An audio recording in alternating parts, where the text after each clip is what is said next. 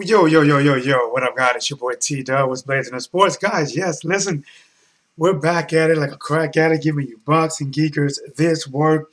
Thank you guys for coming. Try to reach out, guys, to Stephan's show in a little bit. For now, we're going to talk, get this heavyweight boxing talking out the way.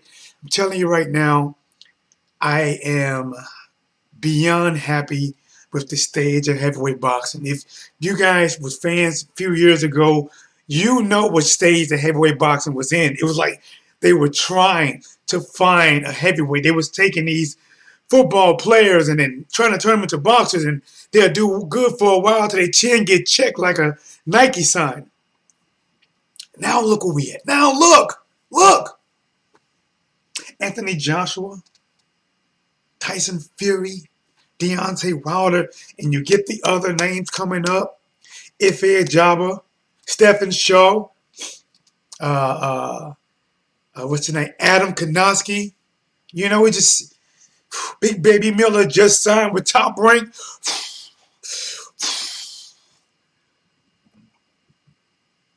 Listen, in the building, the expert genius in the building says, "Oh, what's good, T-Dub, and what it do in the Blazing family?" Yes. The America's Pastors Travel is in the building. T-Dub, what it do? Salute to you. Chat, yes. Guys, we're going to get this in, man. In just a few moments, I'm going to try to reach out to Stephan Shaw. If you don't know Stephan Shaw, definitely one of the heavyweights that's on the rise. 13 wins. 10 knockouts. And the thing is, a lot of people haven't heard of him yet. But anyone that is anyone as a fighter in a heavyweight division, you know who he is. He's been in Deontay Wilder. Excuse me. He is currently in Deontay Wilder's training camp. Currently. Andy Ruiz, just in that last training camp. Listen, guys. If I get him on the phone, let me know, guys. You have some questions in the chat. If I get a chance to read them, throw them out there. But before that happens, we got to talk about this, right? We got to talk about the fight coming up, right? Is it round 13? Are we starting all over? Are we getting the same event, or both guys trying to reinvent themselves? First fight, Tyson Fury fought a caution fight, try to get a decision. Wilder fought a Wilder fight, trying to get a knockout. Some people believe Tyson Fury got the decision. Some believe Wilder got the knockout. Either way, it don't matter. It was a draw. You need a pencil to see this. It was a draw. And now we're back at it, like a crack at it, giving you boxing geekers this work.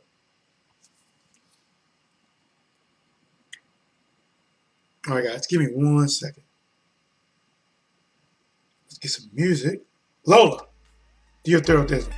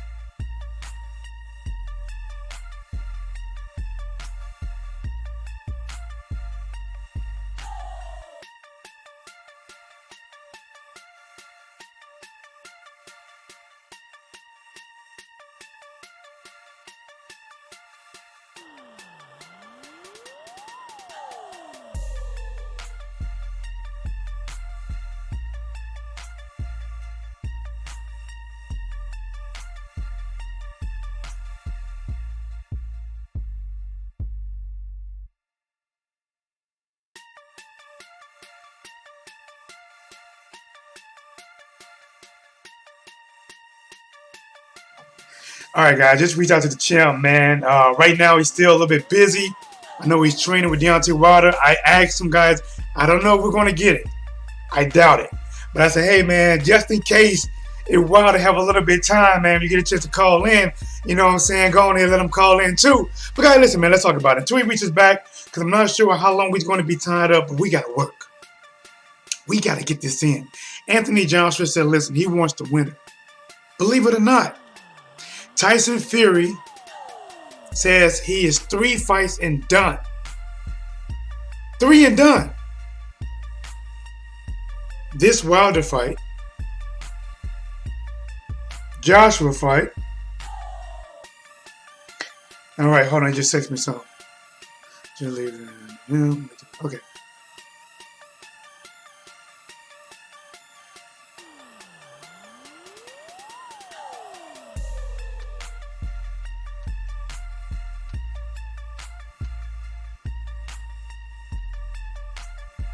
All right, guys. He just told me, he just said right there that, again, he reassured that he's just now leaving the gym.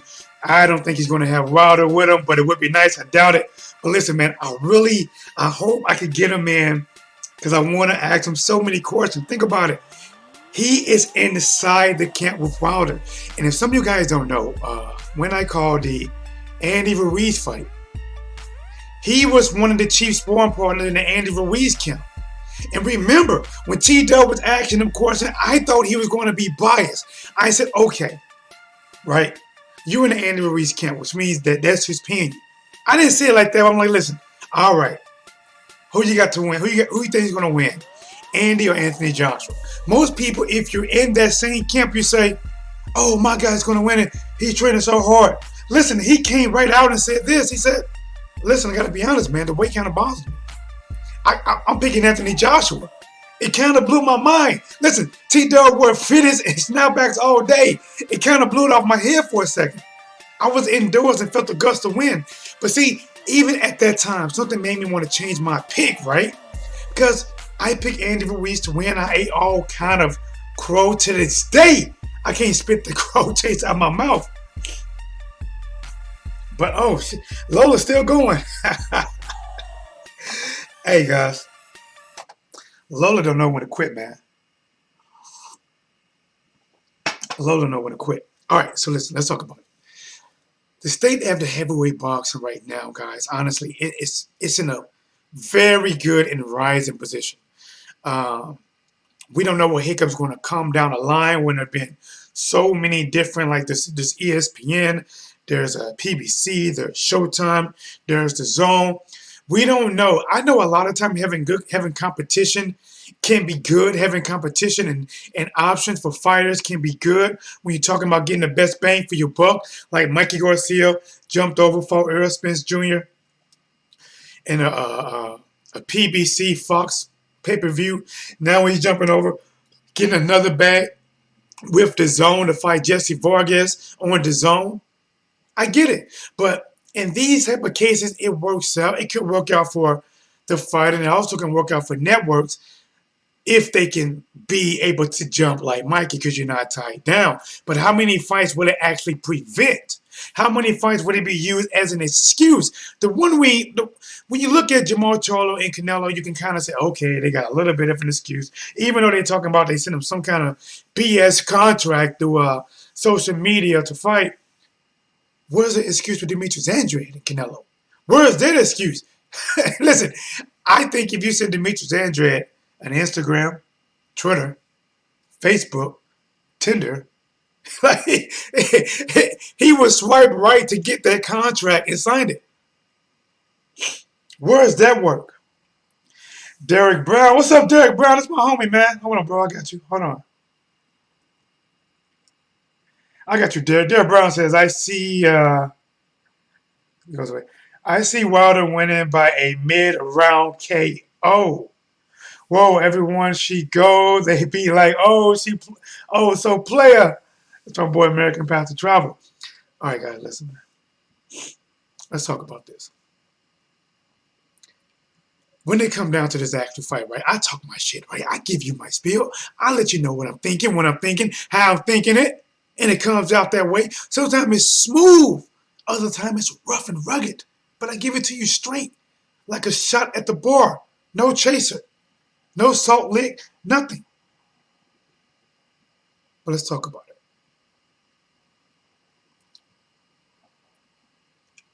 This truly is a 50-50 fight. Now I know Even if I pick Wilder by knockout, and I do, and I do, I just pick up until it doesn't matter how you look at it. It's a 50-50 fight. Fury and Wilder, that is honestly the best competitive heavyweight bout that can be made. Now, when you talk about Joshua versus Wilder, that's a different element because now you're talking about bringing in undisputed. That's a different element. And if Joshua can go out there and beat Pulev, knockout, then they could see a lot of people, including myself, believe that Deontay Wilder would knock Anthony Joshua's head in his back pocket. His head will be next to his wallet. He can see what's in his wallet from the other back pocket. But if Joshua goes out there, don't run like he did against Andy Ruiz in the second fight. Put his heels in the mat. Push forward. Work behind the jab. Deliver like FedEx. A superb knockout. Not me, because I know what's coming. His fans are going to be like, oh my gosh, Wilder. I mean, Joshua, yes, Joshua. They're going to think that, oh, you can do that to Wilder. And now, guys, they got this thing out, guys. In case you have not heard, Dylan White has put out, Dylan White said this. Listen, I was there. I was in the training camp when Deontay Wilder sparred Klitschko. Klitschko knocked him out cold, had him shaking like fried bacon. Had him looking like eggs, sunny side up. Not moving, twitching. Well, an interview done by the Boxing Voice with the trainer, the guy that was recruiting sparring partners for Klitschko at that time, debunked that rumor. So if you're just now hearing it for the first time, Wilder was never knocked out by Klitschko. But he did reveal that he was knocked down. But guys, I'm telling you, when you talk about sparring, it's just what it is. It's just sparring. And the thing is, a lot of the fans are using a sparring session that happened years ago of him getting knocked down, not knocked out, not shaken, getting knocked down, getting back up, finishing it out. They're using it as if that is worse than Joshua getting stopped by Andy. Dylan White getting stopped by Joshua. Dylan White getting dropped by Oscar Rivas. Dylan White getting punched up by Chisora. Dylan White getting dropped by Parker. How is it the same? It's not. You want to know what greatness is? I'll tell you what greatness. This is what greatness is. When you know you reached that point of greatness, when they try to find anything to hold against you as a loss. Example, Floyd Mayweather, the first Castillo fight. They go back and try to call that he really has a loss. Any close fight, he really has a loss. Earl Spence Jr. does good with him in the sparring session. Earl Spence Jr. was touching him up. Anything to diminish him. Same thing with Deontay Wilder. If you got to go back to some sparring years ago, to when Klitschko could have already been in prime shape, brought in a Deontay Wilder that probably didn't even have a fight scheduled at that time. Okay. The expert genius. Oh, Wayne King in a building. What you doing, guys? Listen, guys. If you want to, man, listen. You guys, if you want to. The number's right there. I'm probably about 30, 35 seconds behind. 314-884-1013. Wayne King, expert genius. If you want to touch on this and talk about this, let's get it. Wayne King says KO Wilder. Okay. Expert genius says Wilder by 6-round KO. You know what? I don't think it's gonna be 6. I'm not saying it can't happen. But because Wilder's going to... Remember, Wilder fought Ortiz. Very fucking patient. Very patient. The second fight. He kept the bazooka loaded. But he didn't put it to his shoulder, right? He kept it loaded until the 7th round. I mean, I want to say by 8, but me personally, I would love to see a third round, fourth round knockout. That's what I would love. I would love to see a walk off, boom.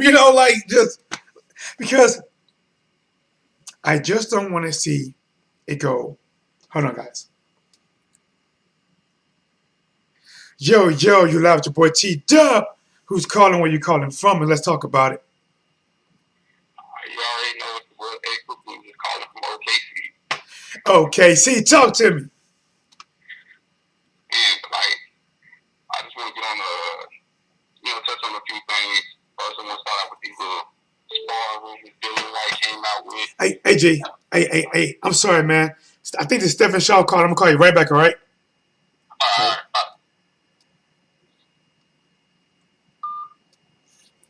Did I miss you? Hold on, guys. I think I hung up on him. I think I hung up on Stephan Shaw. Hold on, guys. We gotta get this work with him, bro. We have to. I'm sorry about that. I got you, bro. Remember, if you have any questions, hold on, guys. Let me mute this for a second.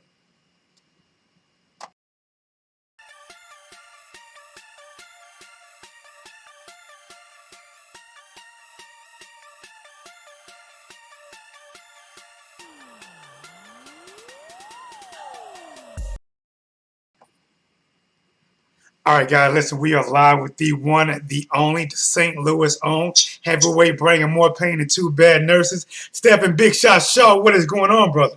Hey, what's blazing? What's up, bro? Man, just getting it in, man. Bro, yes, sir. I want to ask you something, man. I want to give you a date and just tell me what you know about this date. 12/05/2019. December 5th, 2019, I just had a third round knockout, over Gregory Corbin. It was a good victory for me. Helped me thrust myself into a lot of momentum into 2020. Got the boxing writers of the world. Bragging about how I'm one of the top 25 best prospects. And I feel like I'm the best American born heavyweight prospect in boxing right now, bar none. Hey, bro, that's a big victory, man, because, a lot of people know Gregory Corbin. He's been out there, been fighting a little while now. Had a fight with Charles Martin, who I believe is originally from St. Louis, but I think he stays in Cali now. Well, he's originally St. Charles. So he originally from St. Charles, which is neighbors, across the bridge. Oh, yeah. But like to me, being named like that connects you to them guys or put you in line to fight. I don't know how. Are you and Charles, one of you guys, like real tight, or would it come down to making a fight? Is that something that you would do, or not at this time? With anybody, I'm cordial with most of these guys that I come across. Yeah. I feel like if the right dollar amount, I feel like anybody can fight. You know what I'm saying? Uh-huh. The wrong dollar amount will definitely have somebody reluctant to fight me. You know what I'm saying? Mm-hmm. I feel, but I feel like, yes, the right price for a Charles Martin, he'll take that fight. Hey, right on, man. I was telling people before we got you on, I was like, listen, 13-0, 10 knockouts. Like, like this is the type of fight that needs to start being emerged, come above water, hit them waves, man, because you are getting the best experience. It is showing off. You are in the training camps with the people that people know, casuals or not. They know Andy Ruiz now. They know Deontay Wilder. They know these guys. And also, not to cut you off, but I've also sparred the UFC heavyweight champion of the world, Stephan. I got him ready for the Francis Ngannou fight. I went to Cleveland in strong style MMA, and I boxed him in an octagon. So, I got a nice amount of world caliber experience, especially sparring wise. And you know how it is in the gym, man. Even before you turn pro, iron sharpen iron. The only way you got better is you win against better competition. And speaking of that, right now, I think I'm right. You are in the training camp with Wilder for this fight. Yes, sir. I'm at the Ramada Inn in Tuscaloosa, Alabama. You know, helping Deontay. Get ready for the Tyson Fury fight. I've been coming down here helping D. This the third year for me. I've been coming down here for 3 years now. So it's a blessing, man. It's truly a blessing for those guys to feel like they can benefit from me being in the ring with Deontay. And it's a blessing to know that you can help out others. Help out the world champion as he states his claim and makes his claim as being the best right now. Because it's only going to sharpen me to be the best when I come. Now, I have to admit, man, you did call it down the line when I spoke to you on the Andy Ruiz fight. I actually picked Andy to win, but when I talked to you, the weight kind of bothered you. You thought Josh was going to get it, and you was right. I didn't think Josh was going to box like he did and as effective as he did. What was your overall opinion on Joshua's performance and Andy's performance? On Joshua's performance, he fought a perfect fight. Hit and don't get hit. That's the true essence of boxing. You know what I mean? The knockout just be the icing on the cake. But the true essence of boxing is hitting the guy at a further distance where he can't hit you, and not being a range for the guy's attack. And gave him the right amount of movement. It was pretty much the same thing that I was doing to Andy in camp. And they kicked me out of camp after 2 weeks. Hold on, wait a minute. So you was doing work in camp, and let's talk about it. Oh man, they sent me home after 2 weeks. I was really supposed to be out there for 3 weeks. They sent me home. I don't know. I guess I wasn't a punching bag enough, or I guess I wasn't a stationary target. I wasn't gonna let nobody put no chain on me and have me as a punching bag. I'm gonna punch back. I'm gonna punch hard. I'm gonna punch quick. I'm gonna move. I'm gonna box you like I'm taking you serious. I'm not gonna go in there and have a sparring partner's mentality because I'm not gonna fight like I'm a sparring partner. You know what I'm saying? So I prepare myself just like these guys prepare themselves. Iron sharpen iron. We benefit each other. If I was truly like, somebody that they could beat up on, they wouldn't have let me go out of camp like that. No, man. Wow. They honestly should have kept you in camp because the type of work. See, you're from St. Louis, and I've seen you around a lot of the amateur events. You're showing up, man. A lot of kids look up to you. You do a lot of work. I see you more as a boxer, puncher, good speed, good timing, and also your record. It speaks for itself. 13 wins, 10 knockouts, no losses. You beat, like I said, Gregory Corbin last. Who fought Charles Martin, I think, at the end in disqualification with too many low blows. But it still connect those names. Now, just to ask you, man, what I guess some fighters that maybe come to my mind that I think, man, I'm not sure if you would like or not, but I'm gonna mention a few fighters and just let me know, would you consider them future opponents in the near future, or for name recognition to put you up there or not? People like Lucas Brown or Otto Valin, Tom Swartz, F.A. Jabba. Go ahead. Listen, man, all those type of guys, anybody, I just take it as it comes, bro. Nothing's set in stone. Nothing is, no fighter is set in stone. I just take it as it comes, and I just beat whoever they put in front of me. And that's my obligation. Beat whoever that they put in front of me. And that's that. So if it's Otto Valin, Tom Swartz, Lucas Brown, whoever, all of those guys. You know what I'm saying? All I can do is just focus on me. Right. Grinding. Standing in the gym, being ready. Focus on raising my children. Besides boxing, because I got a life outside of boxing. So right. Being a great husband, being a great father, and a great fighter, and a role model. Those are things I focus on, and just let everything happen. And just be prepared to do my part. Being in camp with Deontay Wilder, and I'm gonna let the people know this is not like your first rodeo. This is something like you said. You said your third time in the camp with Wilder? No, I said it's the third year I've been coming Third down. year. Third year. Okay, 3 years. Because I Uh, remember like a long time ago you was in Camp Wilder. yeah. Um, I know that you I've been, have. I've been, I've Go. been in Wilder's camp. I've been in Wilder camps for the past 8 or 9 fights. Well, every victory you definitely take a part of that away. We can see the. I can see the change, even though Wilder is known for when he gets you hurt to go wild. I've seen a lot more settle in him lately. Let's talk about it. Talk about it. What have you seen? You in the ring with him? Hey, that's what it is. I feel like ever since I've been coming to his camps, he's been doing nothing but improving, bro. That's something I truly feel. I feel like ever since I've been coming to Deontay's camps, Deontay's improving. And y'all gonna see it when he fight Fury. Y'all gonna see it. Y'all gonna see it. You know, speak it, believe it, receive it. You know, that's something we were talking about yesterday in the gym. You know what I'm saying? That was the I believe in that same philosophy.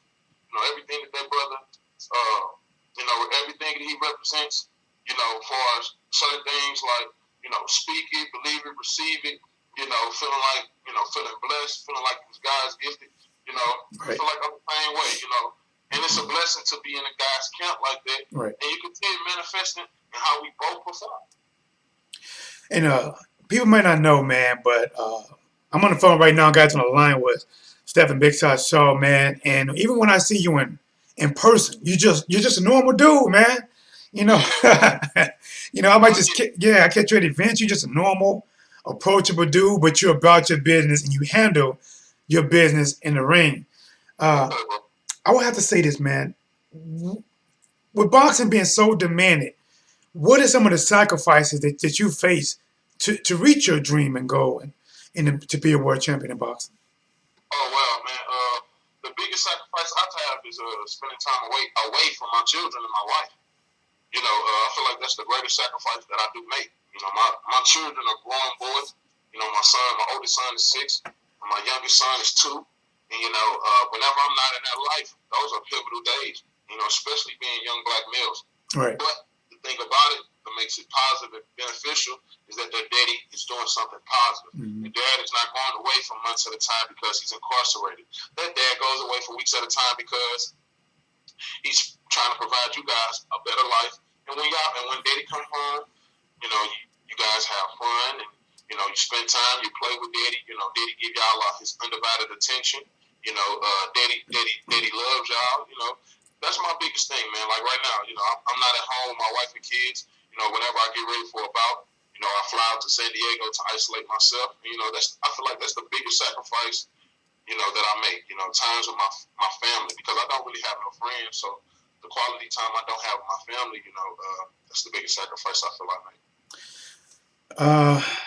Bro, first of all, that's good, man, especially for, you know, black fathers. I think the same thing about Devin Alexander. He's very approachable as well, man. Does a lot of charity events around here, man, at the boxing gyms and different things. Well, being in camp with Wilder, is there anything that you learned from him? I know you have to get him better, but is there anything that you picked up that made you better? Just a mental approach to professional boxing. You know, definitely Deontay taught me how to conduct myself as a professional. You know, how to conduct a training camp for a professional fighter. You know, just the mental aspect of it, man. You know, that's one of the things, you know, everybody talks about Wilder's power and, you know, his right hand and all of this and that, but, you know, it's the guy's mental approach to boxing. It's his mental approach waking up every day. It's how he manifests his life. You know, that's what separates those intangibles is those things that people don't talk about. You know, it's the mental, you know, because, you know, it's so much only we can do in a physical, you know. We have to truly make up in our mind what we can do. You know, everything starts in our mind. So the mental aspect of it is, you know, where I've grew, you know, and where I've took some pointers away from Deontay and all the other world champions, but, you know, especially definitely Deontay. Now, in Tyson Fury's last fight, he suffered a bad cut versus Aldo. I guess it's been a little time. Do you think a cut like that is healed now, Do you feel that they can be open? You know, should it be a concern of Tyson Fury, basically, that it could reopen in the same spot versus a hitter like Deontay Wilder? When was that fight? What was it? September? You know, let's see, homie. I think it was September. Was it when he fought out of? Yeah, it was because Canelo got off of that day. October, November, December. Yeah, that's only been 5-6 months. You know, it definitely can open up. You know, I'm not sure if you hear, but he said that he is not getting hit in that spot at all in camp, which means you're not doing any kind of sparring that will lead to you getting hit in your face. I guess that's body down back in the day, neck down or something. I don't know, chest down. Like you say, to avoid getting that, so you're not really having no true sparring. No. Do you think would that affect timeness, being able to slip, alert of punches, or Fury is he's an elusive dude, 6'9", fast speed, jab, quick footwork. If you're not fully focused on the task at hand going in there with Deontay, you're gonna get ate up. Cause if Tyson Fury going in there worrying about being dropped twice, worrying about that cut that happened in the last fight, worrying about all that shit. If he worried about all that shit, and if he don't got the mentality of like, just let the chip fall where he may and just do your shit, and live with the results. If he ain't got that mentality, he gonna get knocked out. If he worried about anything other than what he capable of doing that night, if anything worried about anything that happened before, that's not good. That's not good. His mindset is already off, huh? Yeah, that means he already defeated because I'm finna stay out of harm's way because I want my cut to get back open. You know what I'm saying? Let's play Ripley's Believe It or Not. This is what he said. He said this. He's coming in there. He know he cannot get a decision. He is looking for a second-round knockout. Basically, he's looking to plant his foot to land more thunder on Wilder to get him out of there.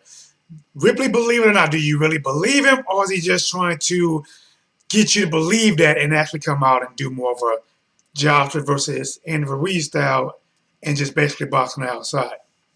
Yeah, I think it's mind games. The way he talks, the way he talks, and at that level, all those press conferences and all that. If it's a true fight that's undeniably gonna sell out, you don't really have to sell it. You know what I'm saying? You can just thank everybody for coming out. Y'all don't want to miss this fight, and I promise you, if you see me fight, you see him fight, y'all know it's gonna be fireworks, and that's that. All that. I'm gonna sit right there and all this and that. We shall see. I don't believe it because that's not his style. You know what I'm saying? And for him to switch up his style, so late in his career, I don't know, man. We should see. I just want to see Fury ball up his fist and make a closed, tight fist and turn them punches over. Because if you look back at the replays when he fought Wilder the first time, all the shots he was throwing was open glove shots. They weren't no strong lock wrist turning over shots. You know what I'm saying? Like his fist wasn't locked. You know what I'm saying? Look back at some of those highlights when he fought Wilder. Man, his wrist breaking like he flicking his punches, like he slapping. He ain't got no real lock on it. Because if he truly had a lock on his 6'9", you got to turn that shit over.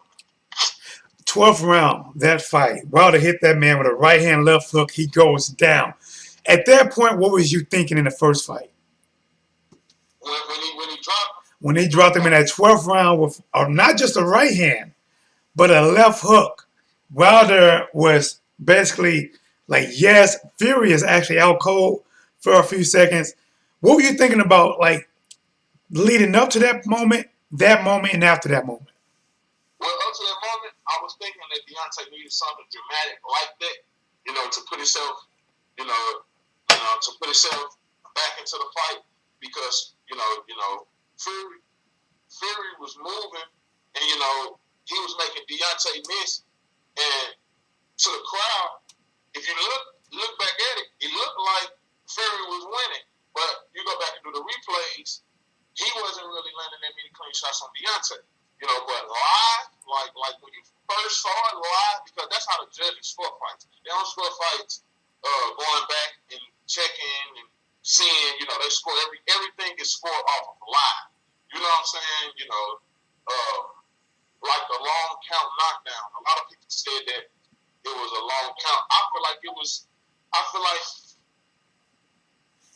Jack Reach picked up the count right at the perfect time, and I feel like Fury got up at 9.5. You know what I'm saying? Miraculously got up. You know, I'm just expecting fireworks. I'm definitely expecting Deontay to go out there and get the job done and finish it.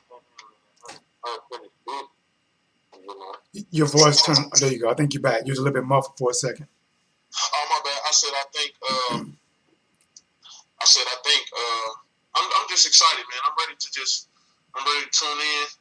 You know, I'm ready to tune in, man, and expect fireworks. And like I said, I expect Deontay to do his thing, you know, and be victorious. Now let's switch back to you for a second. There's WBC, IBF, WBA, WBO.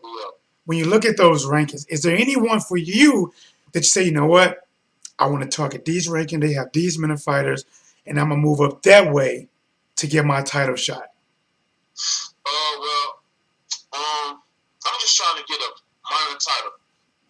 Whatever sanctioning body is through, that's just getting my foot through the door. You know, I'm just trying to get my foot through the door. Right.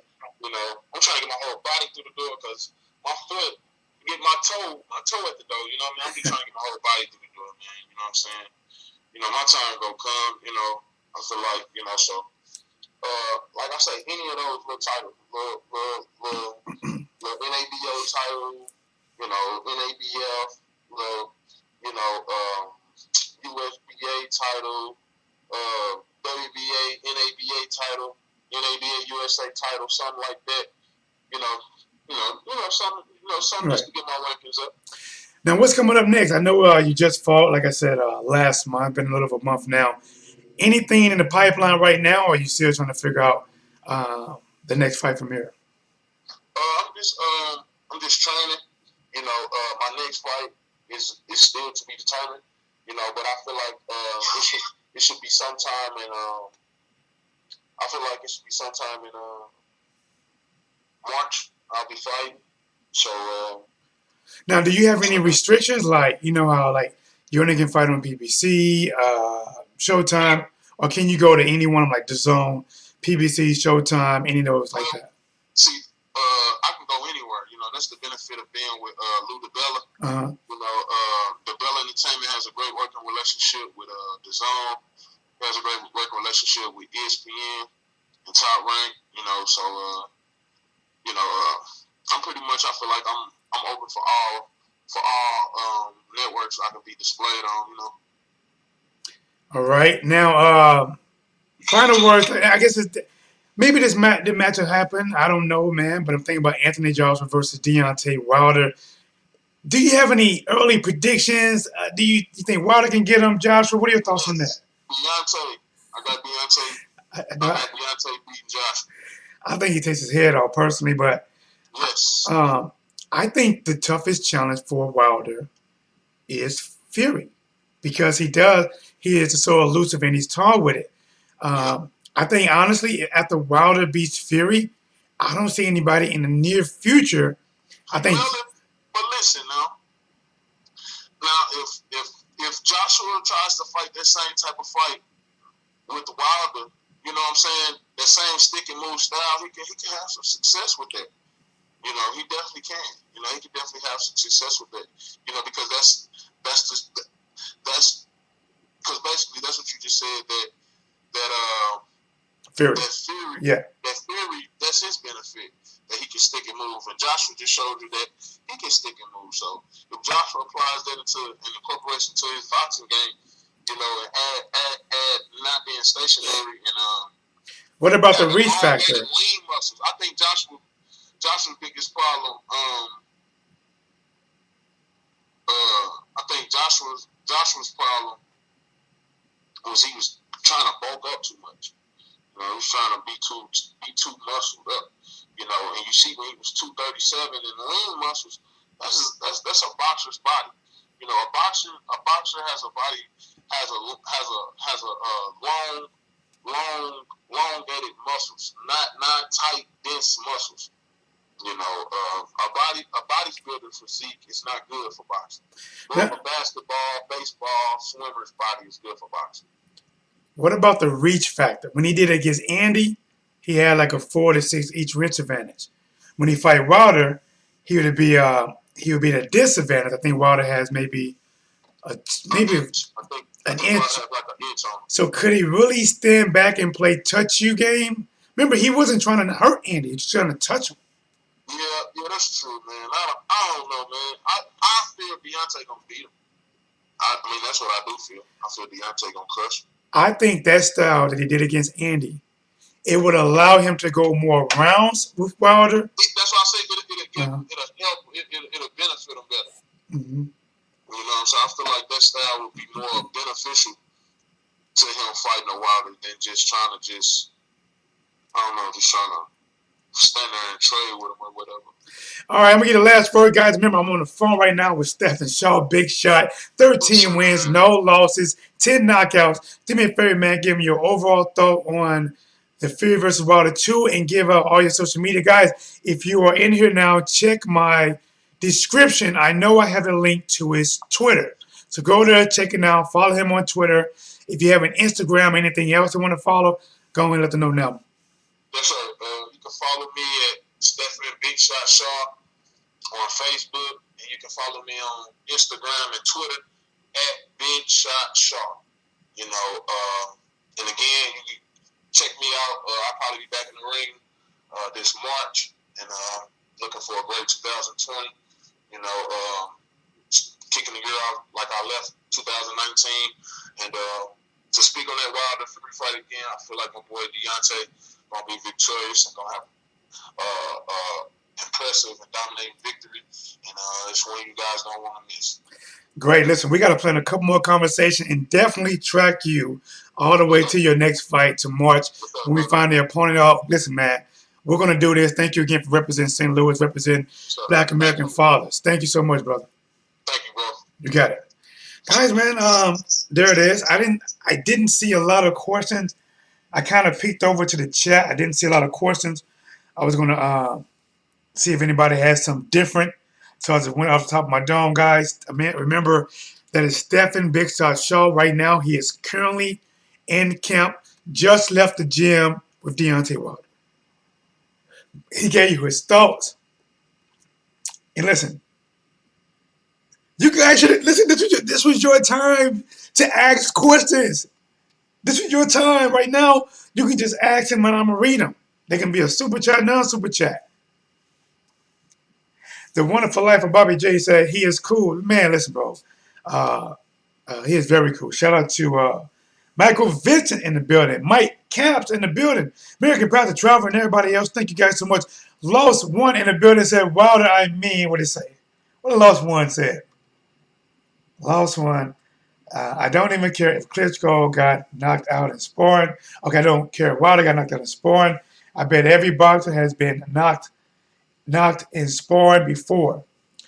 You know, listen, bro, it's sparring, man. The thing is, it's sparring. Anything can happen. A lot of times people are entering the gym in different conditions, right? Klitschko could already be in shape 6 weeks out from a fight, 5 weeks out from a fight, bringing in more sparring partner, which means they reach out to people who most likely don't have nothing coming up, right? They could be in the gym, but they're not really training for a fight. And then you go in there and spar this guy, and he's sparring lights out. Remember, typically, they don't want you to be in there beating up on a champ. Guys, listen, you just heard from Stephan Big Shot Shaw himself. He said he went in there. This is me saying it. I'm not saying I'm quoting him, but this is what I remember. He said when he was in the Andy Ruiz sparring camp, He was supposed to be there for 3 weeks in a rematch versus Joshua. He said he was in the training camp doing a lot of the things that Anthony Joshua did in the fight. And he was supposed to be there for 3 weeks, and they kicked him out after 2. He said, I didn't come to lay down. I didn't come to be no sparring partner. I come to get work too. And you wonder why Deontay Wilder has this man in his camp. Iron sharpens iron. That's what it is. You got to be pushed. He's been in the Wilder's camp for the last 3 years. 8 or so fights. And even when you're a sport partner, especially when you with somebody for 3 years, to be honest, you damn near like brothers. Like, you cool as fan, but inside that ring, it's banging. And listen, inside that ring, it's go time. Like Jose. Matter of fact, do you guys remember when I was telling you about yesterday, I believe? I said, me and Jose, how we sparred, and we used to go at it. Like, hold on. I'm going to see if I can call him real quick. I don't know what I was telling you guys about. Jose is from Panama. Jose is one of them guys that he can turn southpaw, orthodox, power in both hands, speed, good angles with his foot, and when he go to your body, I shit you not. He wow. I remember him throwing body shots at me, right? This is when I learned how to catch body shots pretty good. I'm comfortable on the inside because at one time I wasn't comfortable on the inside. But after getting beat up on the inside, like F that, I'm going to get comfortable on the inside. So I'm in there, right? I'm catching his shots. But when I was catching his shots, I'm like, why is my feet leaving the ground? What the hell is this? He has some power, man. Let's see. I got crossed and failed in practice, but never in a game. Bro, it happens, man. Like my last year when I played college football, right?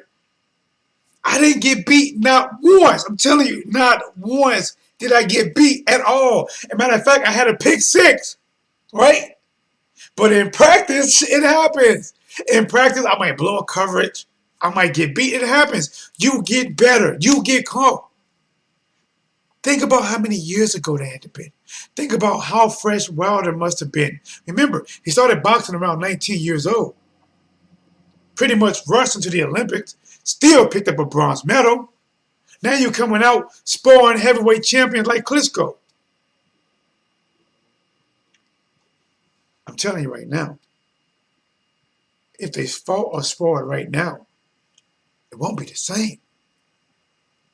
It won't be the same. But guys, listen, there you go, man. I want to give you guys a little bit of treat. I hope you guys like it, man. Do me a favor. Share the channel, guys. I really want to help grow the channel. I'm hoping to get 10,000 strong in the Blazing family, the Blazing Nation. Listen, guys, listen, we're Blazing family, Blazing Nation. We back at like a crack addict, giving you boxing geekers this work. And you already know my slogan. If you ain't smashing a like, then you ain't smashing right. And guys, listen. That reminds me of a true Hollywood story. Guys, listen.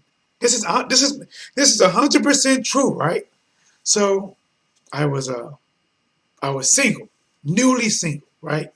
Had an ex-girlfriend that went straight cuckoo for Cocoa Puffs on me, right? Broke up, right? I cared about it, so I was a little bit hurt, right? I was hurt for a little bit, and then I got on this dating site. I'm like, fuck it, all right, whatever. I'm tired of being at home. Once you realize that she out there, Tatiana it up. So meet this chick, right? Nurse, and we was talking for a while, right? She was divorced. She was divorced too. She was recently divorced, so she was like, yeah, I just want to take my time. Like, okay, yeah, that's cool. I'm not in a rush. So we just talking, right? And one night she called me over, right? I'm gonna keep this PG. She wanted that old, the foot long from Subway. So I'm like, you know what? I'm effing. I'm gonna go ahead and knock it back, right? So She come out of some negligee stuff on, right? Everything's popping out, looking lovely, right? So I'm like, ooh wee. So I tell her, I said, hold on, let me go to the bathroom real quick, right? You know, because I had to pee, so I pee, right? And while I'm peeing, I look down. I said, what the? There's two fresh, wet condoms in the trash can. At this point, I'm thinking, you dirty, you know? So I wash my hands as she's waiting for me to come out to go in the bedroom. Listen, this was a director of nursing. This wasn't just anybody. She had a house that had like 6, 7 rooms in it. I come out. She's trying to pull me in the room. I said, nah, I'm okay. She said, no, come on. I said, nah, I think you had your fill enough. What do you mean? I said, why is this? I said, listen, don't get me wrong. I said, maybe you could have hit him better. Just 2 fresh condoms sitting on top of the trash can. You know, like, I'm like, listen, I'm not going to be number 3 or I'm leaving, right? And before I left, I turned around, I told her, right? So, hey, by the way, he ain't smashing right. If he'd have smashed the light, then you wouldn't have been calling him over here, to get up in that pipe. Tell him to smash the like button next time you won't need to call me. Nah, I added the last point on, but apparently whoever she was smashing. But you know, either way, guys, that was a true wild Hollywood story from your boy T Dubs Blazing the Sports. But guys, all right, guys, let me get out of here. T Dubs Blazing the Sports. I got to get back to work. Thank you guys for tuning in. Till next time, here is what's Blazing the Sports.